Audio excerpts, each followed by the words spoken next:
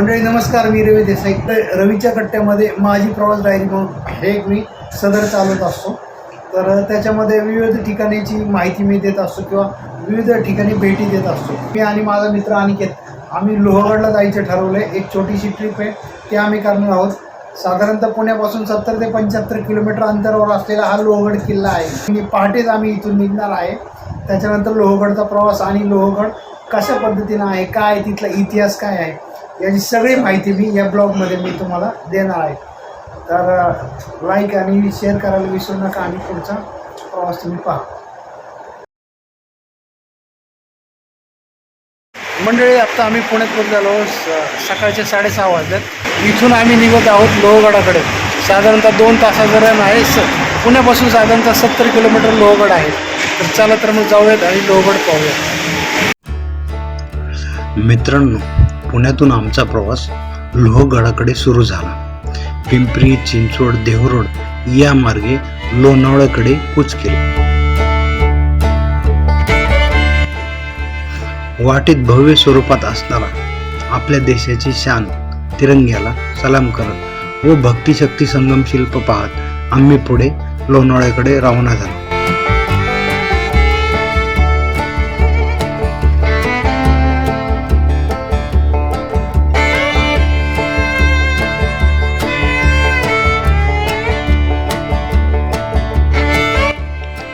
लोहगडाकडे जायचं असेल तर तुम्ही पुण्याहून लोकलने मळवलीला उतरू शकता व खाजगी वाहनाने लोहगडच्या पायथ्याला जाऊ शकता. लोणावळ्यापासून 10 ते 12 किलोमीटर अंतर व पुण्यापासून साधारणतः 70 किलोमीटरच्या आसपास हा गड वसलेला आहे. मळवली सोडल्यानंतर वाटेत भाजे लेणे येते.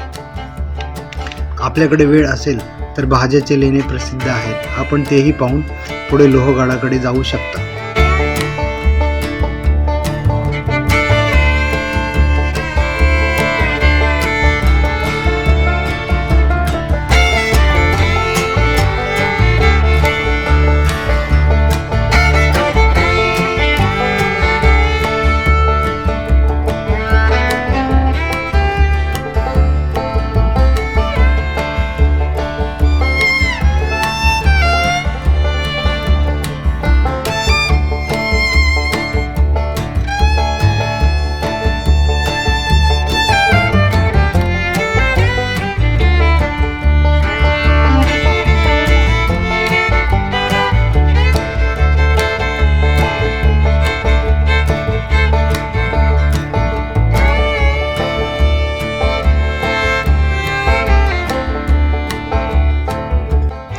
नागमोडी वळणावरून जाताना दुरूनच लोहगडाचा विंचूगाडा दिसत होता. तर दुसऱ्या बाजूला विसापूरचा किल्ला. विसापूर किल्ल्याच्या पायथ्यापासूनच आपल्याला पुढे लोहगडाकडे जावे लागते.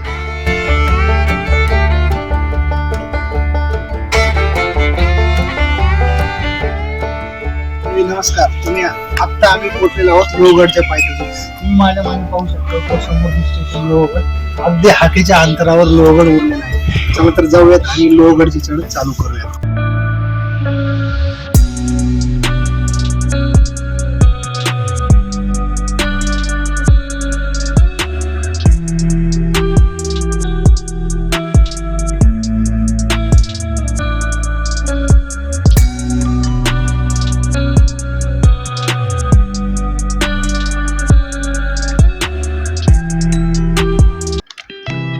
माफक शुल्क आकारल्यानंतर गडाच्या पायथ्याला 2 व्हीलर पार्क करू शकता.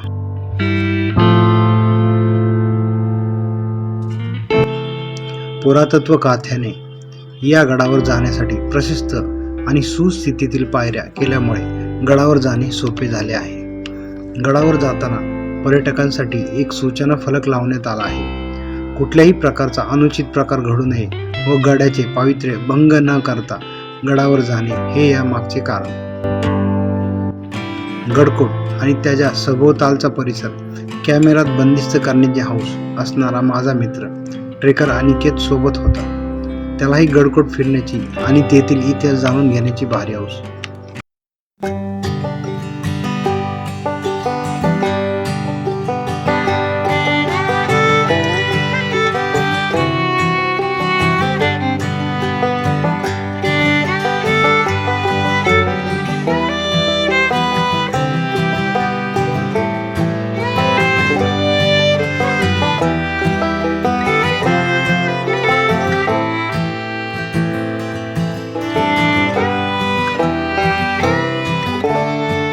लोहगड हा नावाप्रमाणेच असल्याचे वेळोवेळी जाणवत होते. किल्ल्यावर जाण्यासाठी खूप सोपा मार्ग. हा किल्ला सर करताना कोणत्याही प्रकारची भीती या ठिकाणी जाणवत नाही. पुणे मुंबईच्या पर्यटकांसाठी हा एक लोहगडचा एक दिवसीय ट्रेक फार सोपा.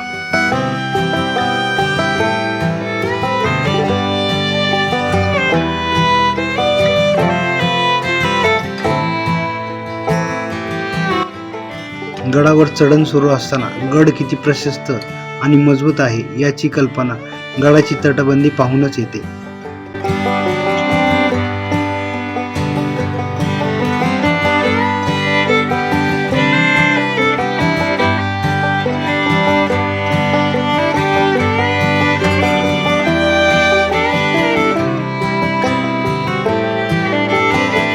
या गडावर जाताना एकूण 4 महत्त्वाचे प्रवेशद्वार लागतात. त्यातील पहिला दरवाजा म्हणजे गणेश दरवाजा. हा दरवाजा लाकडी असून अतिशय भक्कमपणे गडाचा द्वारपाल म्हणून उभा असल्याचे जाणवत होते. या दरवाजाच्या बाजूच्या भिंतीवर गणेशाच्या प्रतिकृती कोरण्यात आल्या आहेत. दरवाजातून आत गेल्यानंतर सुस्थितीत जतन करून ठेवलेल्या तोफा पाहायला मिळतात. या तोफावरून समजते की त्या काळी गड किती सुरक्षित असेल.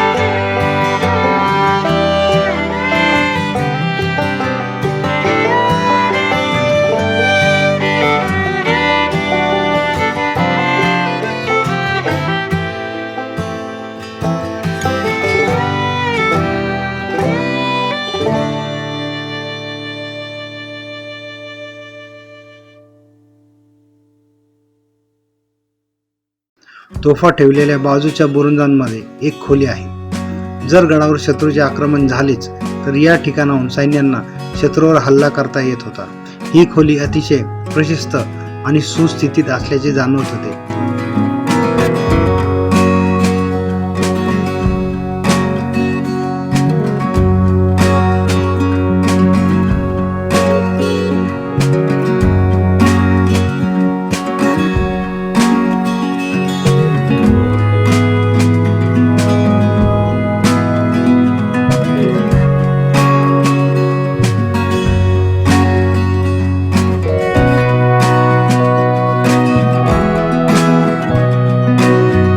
याच ठिकाणी एक शिलालेखही पाहायला मिळतो.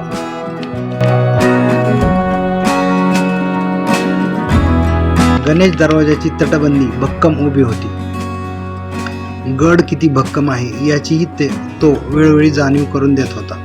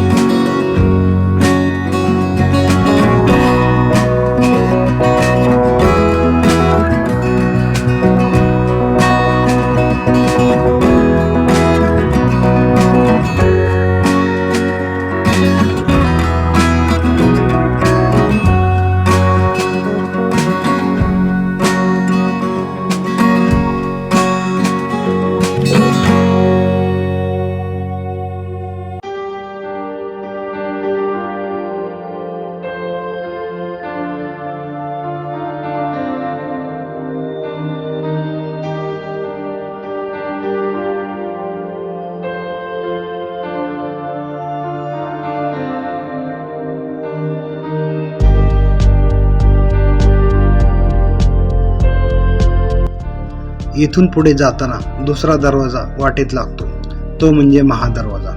हा दरवाजा देखील प्रशस्त आहे.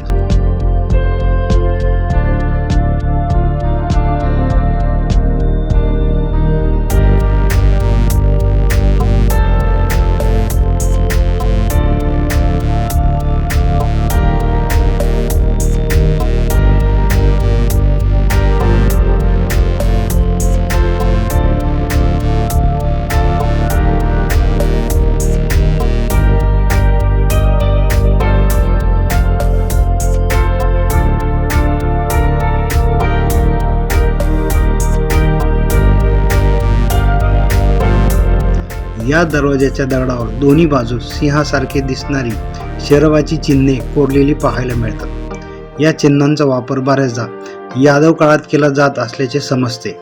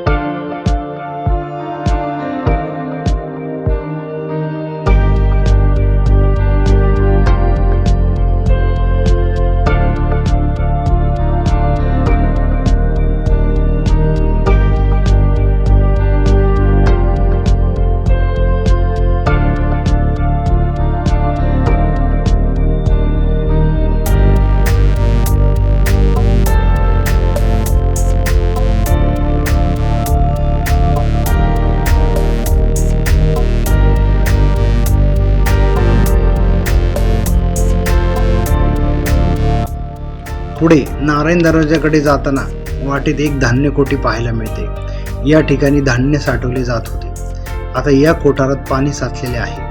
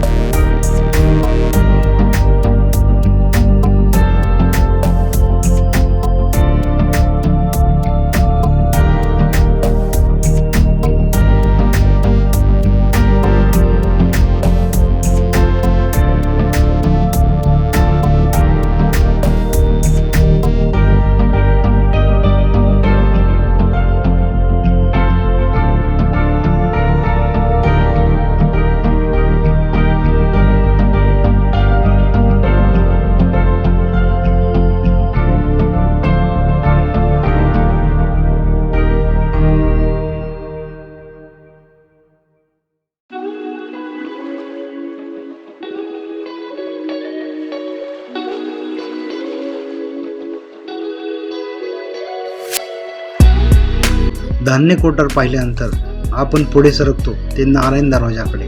हा दरवाजा अगदी हाकेच्या अंतरावर आहे.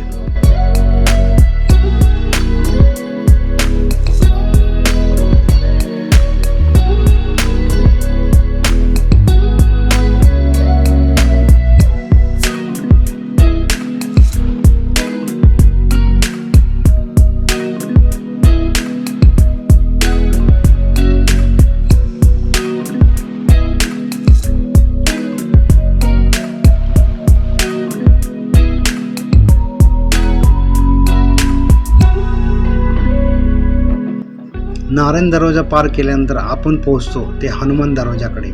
हनुमान दरवाजा हा प्रशस्त असून तो पाहण्यासारखा आहे.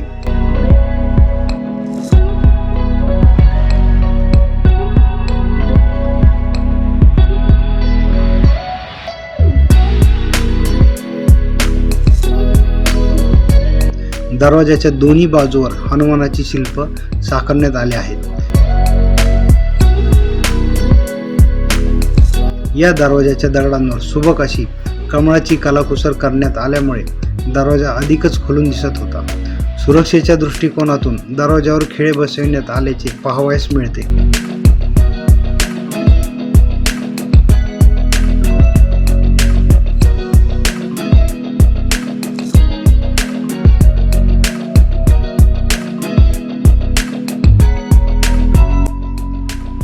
याच हनुमान दरवाजातून आपला प्रवेश गडावर होतो. गड प्रशस्त असल्याची जाण होते.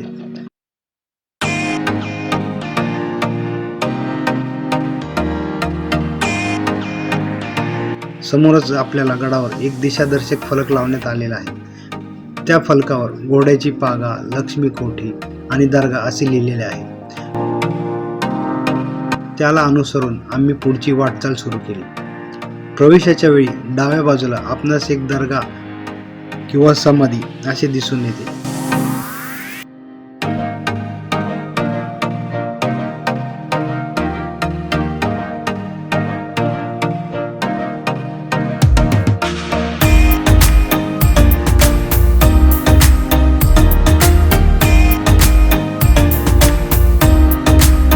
त्याला लागूनच असलेली सदर आपणास पाहावयास मिळते.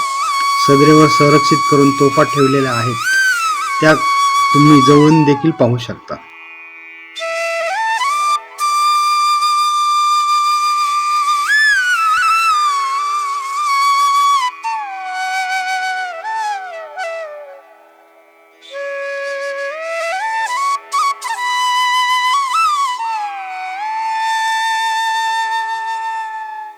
या सदरेवर हो बाजूचा परिसर आपल्या नजरेस पडतो. सदर आणि सदरेवर ठेवलेल्या तोफा पाहून झाल्यानंतर समोर अजून एक दिशादर्शक फलक पाहायला मिळाला. त्यावर महादेव मंदिर, त्र्यंबक तलाव, 16 कोणी तलाव व विंचूकडा असे लिहिलेले पाहायला मिळते. त्यानुसार प्रथम महादेव मंदिराकडे आम्ही गेलो. ठेंगण्या स्वरूपातील महादेवाचे मंदिर अतिशय सुंदर आणि विलोभनीय वाटत होते. या मंदिरासमोर नंदी आणि हनुमानाचे छोटे मंदिर आहे.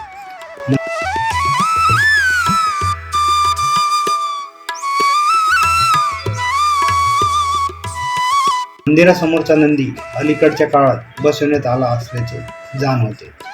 मंदिराचे बांधकाम दगडी आहे. आत प्रवेश केल्यानंतर महादेवाची पिंड ही दगडी असल्याचे दिसते. मंदिरात समोरचे देवळीत गणेशाची मूर्ती आहे.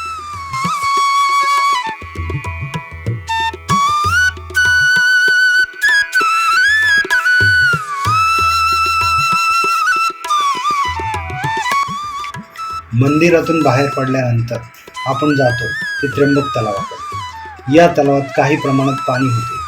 पूर्वी गडावरची तहान भागवण्यासाठी अशी टाके निर्माण केली जात होती. अशी छोटी छोटी अनेक टाके या गडावर पाहायला मिळतात.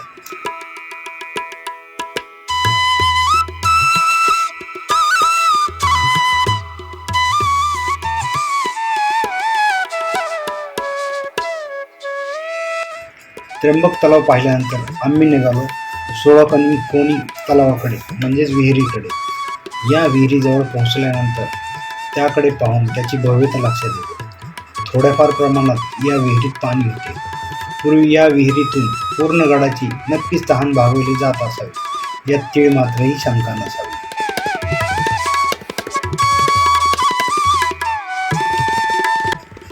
विंचूकड्याकडे जात असताना वाटेत एक चुन्याच्या घाण्यासाठी वापरण्यात येणारे जाते पडले होते. पूर्वी गडाचे बांधकाम करताना चुना वापरला जात होता. कदाचित याच ठिकाणी तो घाणा असावा असा अंदाज आहे. पुढे आपण विंचूकड्याकडे येतो. याला विंचूकाटा देखील म्हटले जाते. याचा आकार हा विंचवाच्या शेपटीसारखा आहे, म्हणून याला विंचूकडा किंवा विंचूकाटा असे नाव पडले असावे.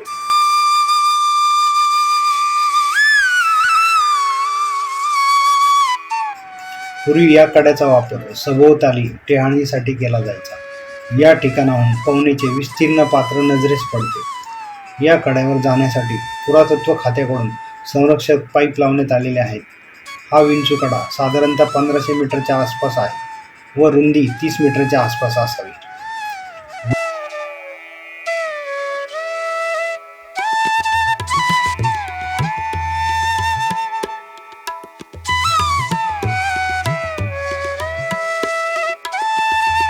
विंचूकडा पाहून आम्ही परतीचा मार्ग पकडला. वाटेतच पिवळी गर्द रानफुले वाऱ्यावर डोलताना दिसली. ती फुले पाहून कॅमेऱ्यात कैद करणं कोणाला आवडणार नाही.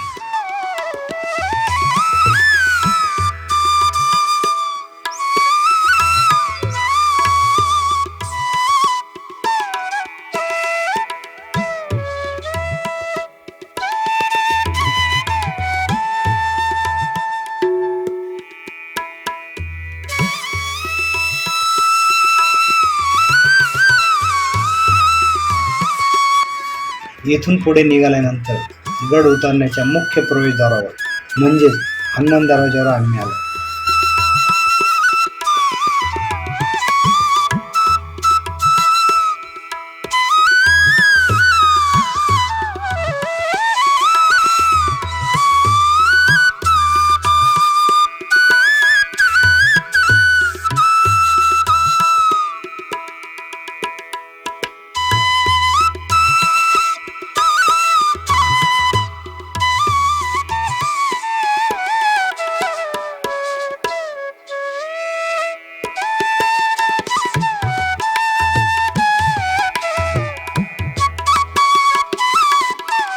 या ठिकाणाहून गडाच्या सभोवताली पसरलेला परिसर आम्ही डोळ्यात साठवायचं ठरवलं.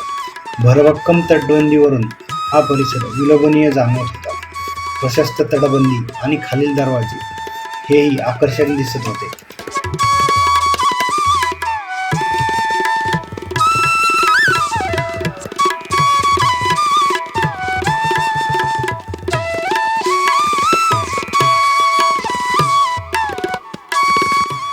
गडाचा निरोप घेताना एक वेगळीच ऊर्जा जाणवत होती. गड किती भव्य दिव्य आहे आणि याला लोहगड असे नाव का दिले असावे याचा अंदाज गड पाहिल्यानंतर आला.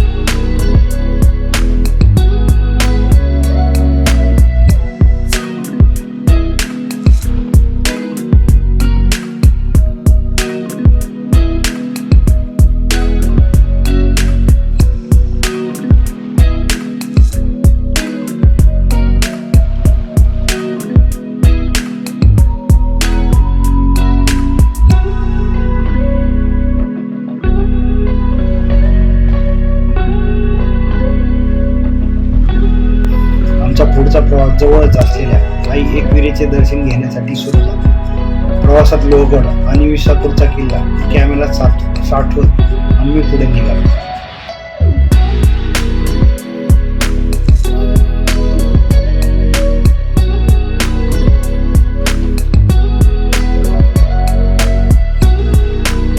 वाटेतच निघताना समोरच विसापूरचा किल्ला उभा ठाकलेला दिसत होता. हा किल्लाही पाहण्यासारखा आहे. पुढच्या वेळी नक्की हा किल्ला पाहायला येऊ असे ठरवून आम्ही एकविरेकडे प्रस्थान केले.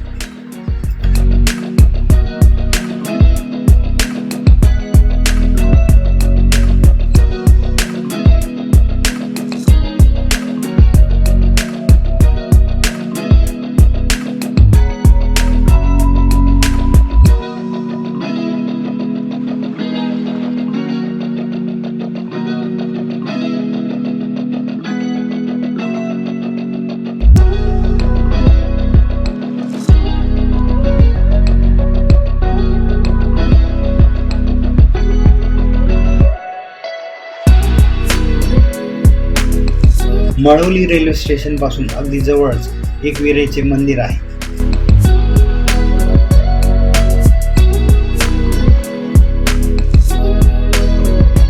कार्ला लेणीला लागून असलेले हे मंदिर असून लाखो भाविक या देवीच्या दर्शनाला येत असतात. आगरी कोळी बांधवांची या देवीवर अपार श्रद्धा आहे.